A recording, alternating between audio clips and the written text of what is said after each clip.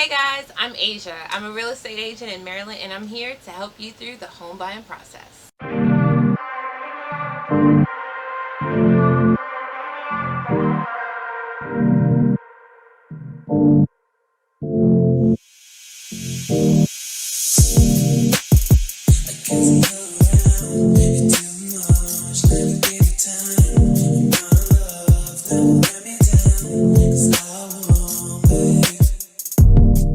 So today I'm going to be going through a few of the questions that you guys asked me on Instagram. I put out a post, asked me a real estate question.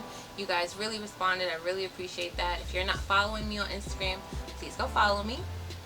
But it's 50 questions, so this is probably going to be a two-part video. So make sure to watch part 2 if your question wasn't answered in part 1. I'm just going to go through them, no particular order. And if there is more to your question that I don't answer, just drop a comment below and I'm happy to answer that. What's a good amount of land to start a homestead? To answer this question, I really first have to answer what is a homestead.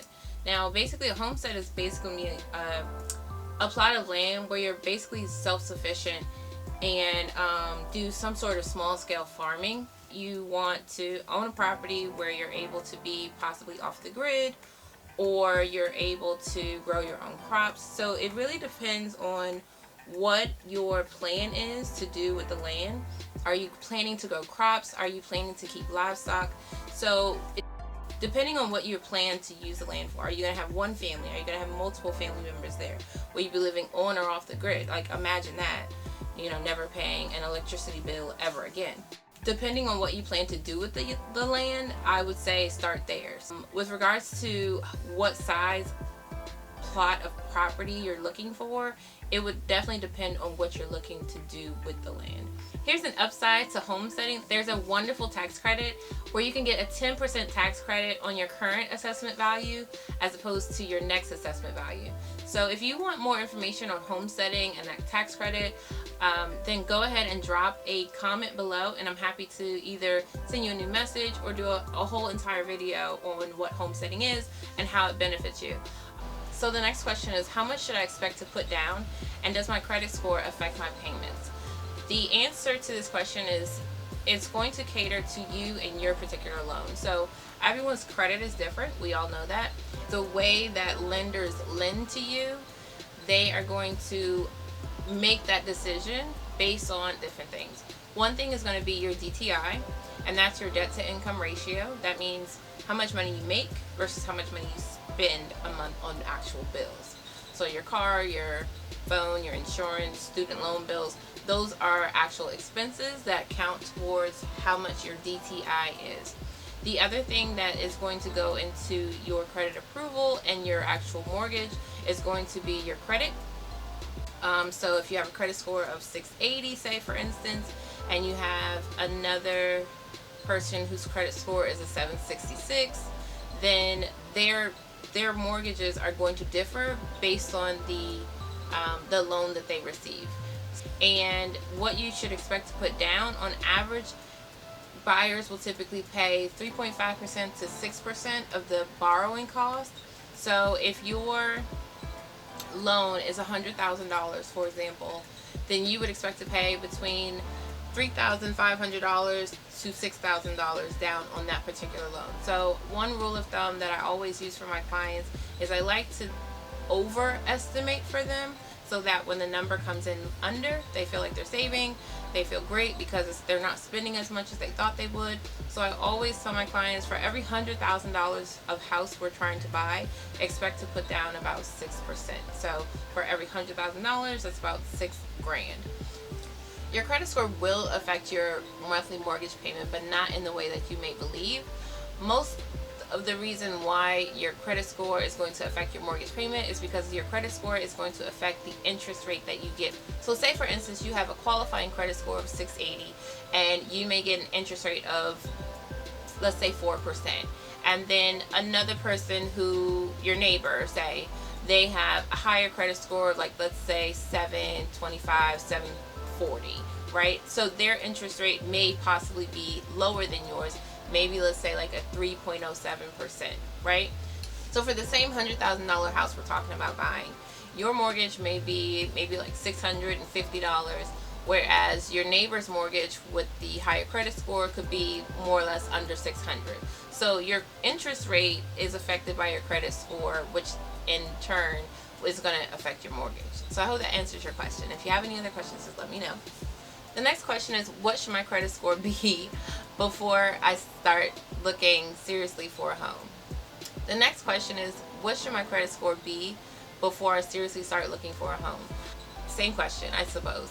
I always recommend that you talk to a reputable, trusted agent before you even get into the process, who can thereby, or if you know someone who is a reputable and trusted lender.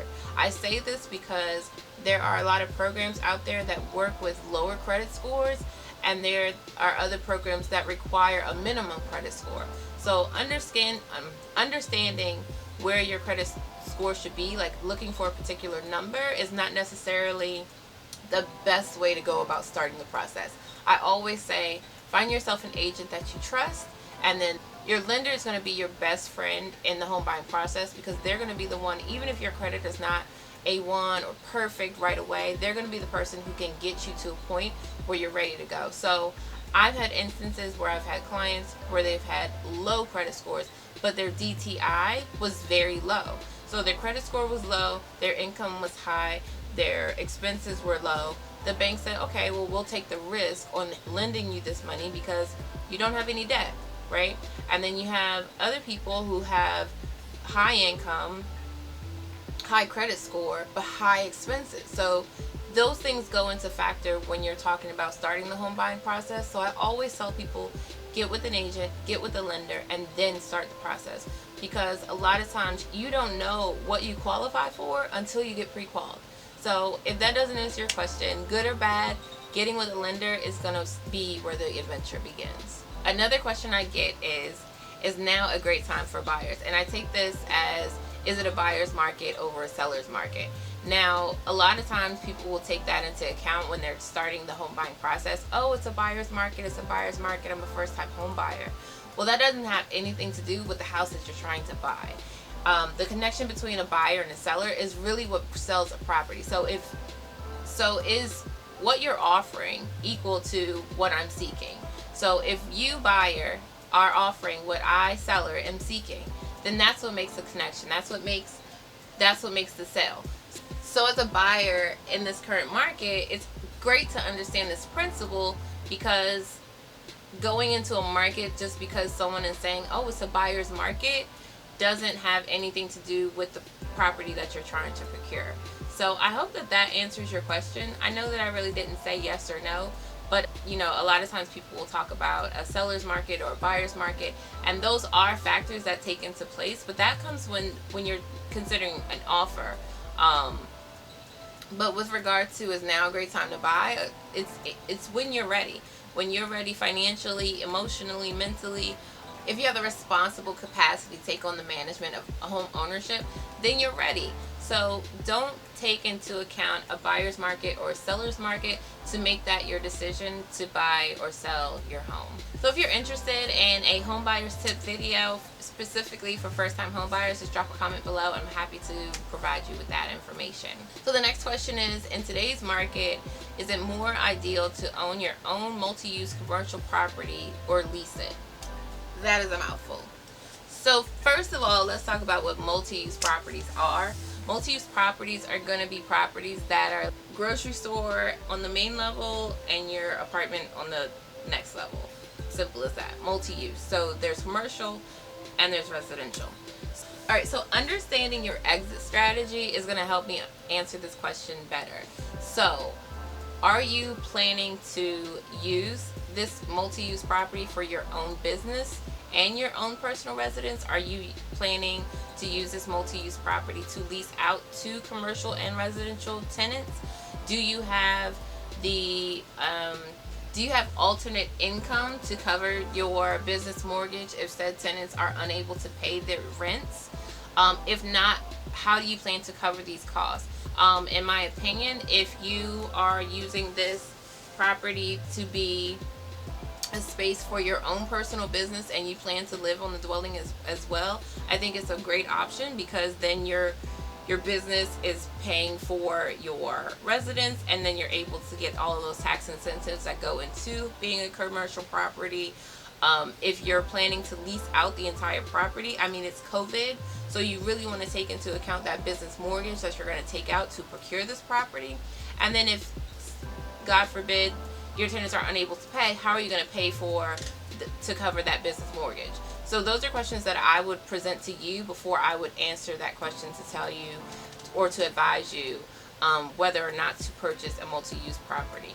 Do you have your own residential property? What's your exit strategy with that residential property with regard to the purchase of this multi-use? So there's a lot of questions that would go into my advisory role as your agent on a purchase like that. I'm hoping by asking you these questions, it helps you to move to a better decision. Hopefully that helps you. And if you have any other questions, again, just go ahead and drop a comment below. I'm happy to assist. Our next question is now a good time to buy? Again, if you're ready, if you have the capital, if you have the mindset, if you're prepared for the responsibility, then absolutely, let's do it.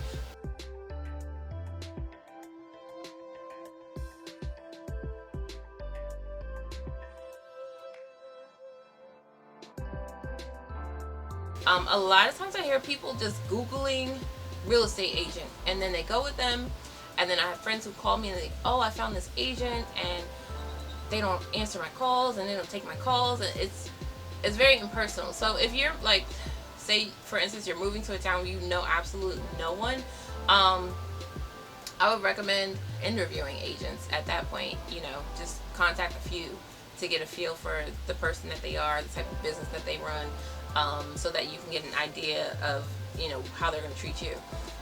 But if you are living in a city where you know people, definitely reach out to your friends, post it on Facebook, Instagram. Hey, anybody know a real estate agent? Because getting that referral is going to put you in a better position with that person, just because they know that someone referred them to you, and they don't want to make that person look bad for giving you the referral, if that makes any sense. What areas do you serve? So my license is in Maryland, so that would cover me for all of the 23, I want to say, counties in Maryland. And then my properties manager's license is in Washington, D.C. Additionally, my broker covers Maryland, D.C., Virginia, Georgia, and South Carolina. So if you need help in any of those states, I can assist you with deals of purchasing, procuring properties, selling, management in all of those states as well. So the next question says, can you still get a house with bad credit? I get this question a lot too, and it goes back to what I was saying previously about what should my credit score be. We don't know what our credit really is with regard to what we're trying to do with it, honestly. I mean, unless you have a 200 credit score, you're not necessarily out of the woods in purchasing a property. Your first step is going to get pre-qualified. So getting pre-qualified is that you talking to the lender, you providing them with your financial background, and they are going to be the person who's going to be able to tell you, this is what you need, this is what you don't need, or let's go, let's do this now. So is it possible to buy a house with bad credit? Absolutely. I mean, with qualifying finances, if you want to buy $100,000 and you have $100,000 cash and your credit score is a 200, hey baby, let's go get this $100,000 house because you got the cash, right? So we want to talk to our agent and we want to talk to our lender, because those are the two people who are going to get you into a house faster than you going onto your credit score than you going onto your credit report and saying, oh, I have bad credit, I can't buy a house. You don't know that. You don't know that. So if you're interested in a video on purchasing properties with bad credit, happy to do it. Just drop a comment below and I'll provide that information for you guys. Our next question is, what is predatory lending? Predatory lenders, they often use like aggressive sales tactics, or they take advantage of like a buyer's lack of knowledge on financial institutions, financial transactions, just financial education as a whole. So through that, there's a lack actually of transparency, and they typically are aggressive and pushy towards getting the borrower to agree to terms that they most likely are going to be unable to pay back, or they for reasons to take back the house and foreclosure and all that, or they're agreeing to higher interest rates or higher payments, just based off the fact that they typically just don't know. So this is another reason why I always encourage my clients to make sure that they are with a trusted, known lender, reputable lender. And the reason why is you don't want to get caught up in finding out that you're overpaying for your house, you paid too much for the loan, your interest rate's way too high.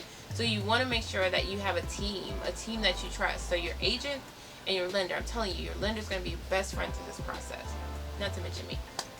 But your lender's going to really get you through the process. Okay, so our next question is, can you help me find a home? Let me think about that one.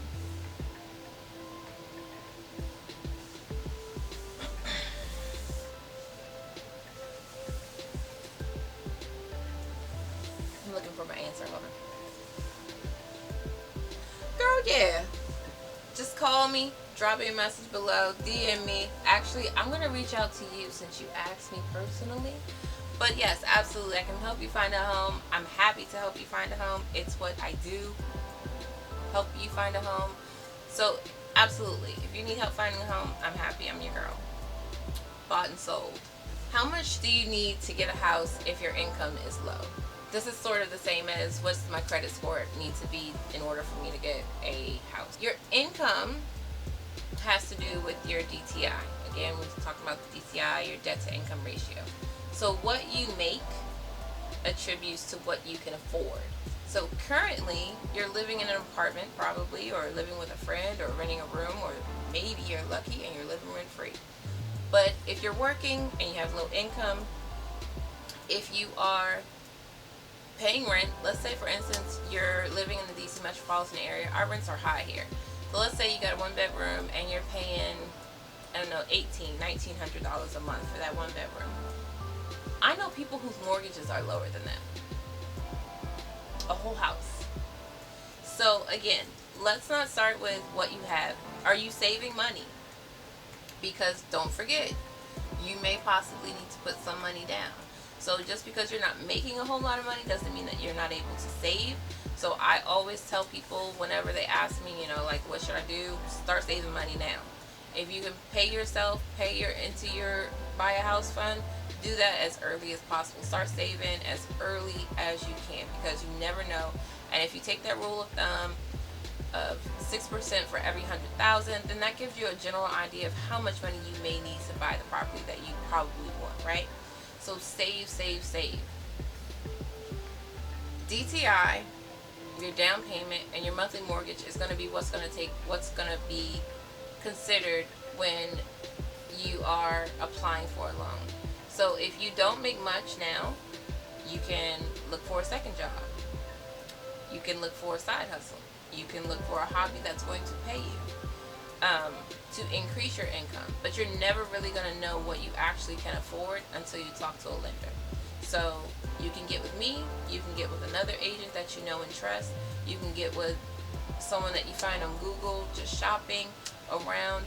You want to get with a lender that is reputable, that you trust, that is responsive. That's a big thing, being responsive, so that they can get you pre-qualified. Even if you have the worst credit in the world and you make $2 an hour, get with a lender, because that lender is going to tell you exactly what you need to do in order to get to the house that you want. There's no one else who's going to be able to tell you what you need to do to get to the house. No agent, I don't care if they do numbers, unless they have lending experience, which some of us do. Unless they have lending experience, then they're not going to be able to tell you what you really need to do to get into a house. You want to talk to a lender. That's all I always tell my clients. Let's get you with the lender. Let's get you with the lender. Let's get you with the lender. That's step one. You can't move forward until you know where you are, right? So to answer your question, can you buy a house with low income? Yeah, you absolutely can. There are programs out there that are going to help you pay for your down payment. There are programs out there that are zero to no money down. So you won't even know about those programs until you get with a lender. So step one, get with a lender, and then let's talk about what you need to do next. Okay, so our next question is how to find hard money lenders for inner city low money funding. So my assumption is, from what you're asking, is that you live in a city, maybe a metropolitan area, and you are seeking to possibly do some sort of income generating flip or purchase. And the reason why I'm saying that is because you're seeking a hard money lender, and a lot of times flippers and investors use hard money lenders. So if you are looking for a hard money lender, first of all, let's talk about what a hard money lender is.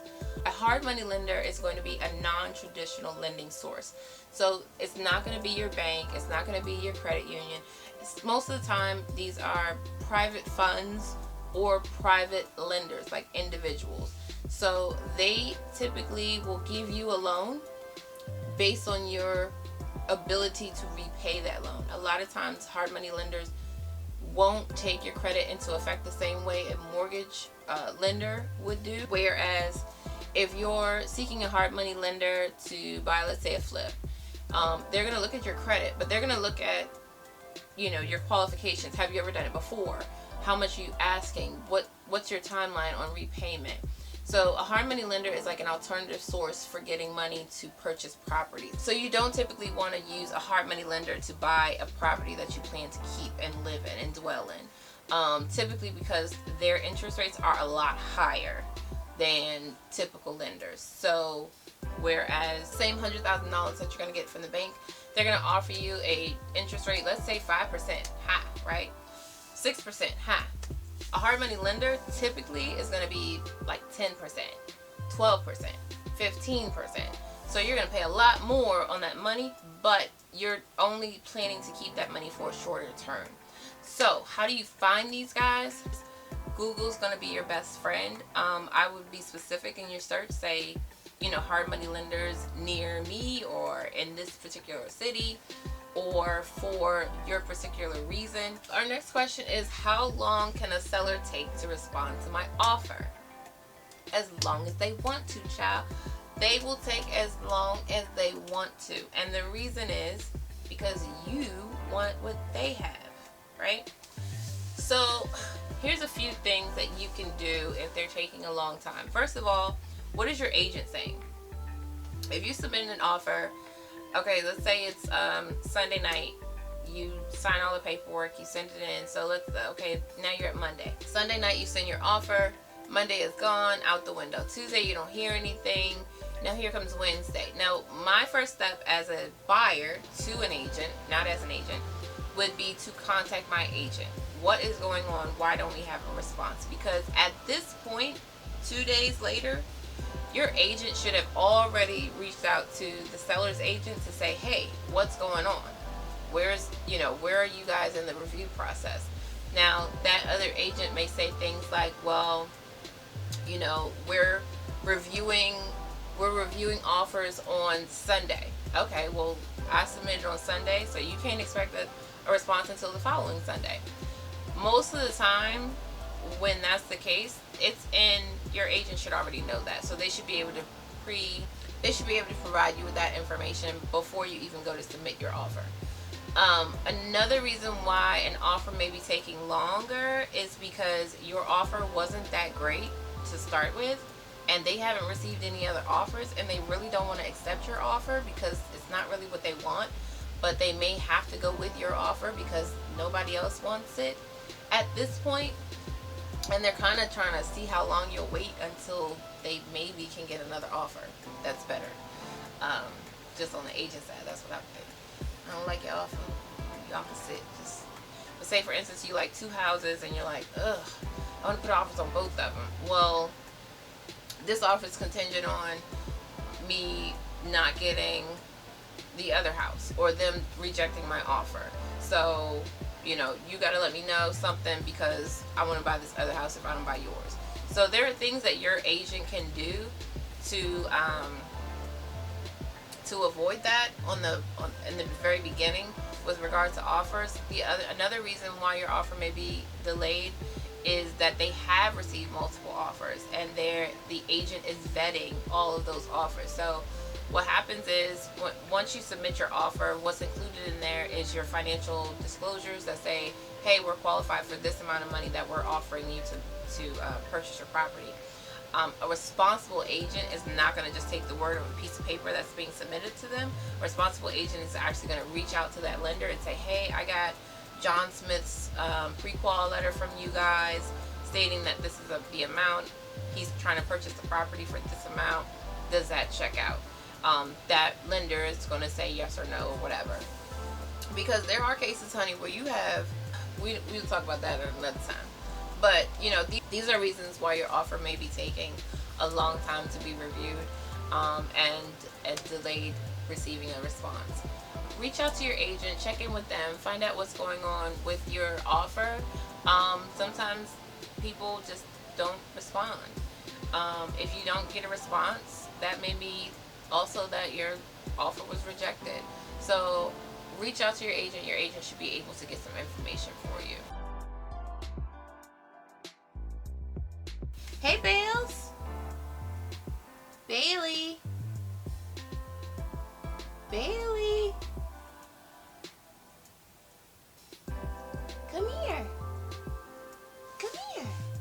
You can do it. Find a way. There you go. Hey there, Papa. Let me see, what's this on your face? Are you crying? Are you crying? Alright, so sorry, Bailey came to visit. How long can a seller take to respond to my offer? Right, that's where we were. So what's your agent saying? So you submitted, here we go. So you submitted your, Bailey, don't do that to me. So you submitted your, just go. So you submitted your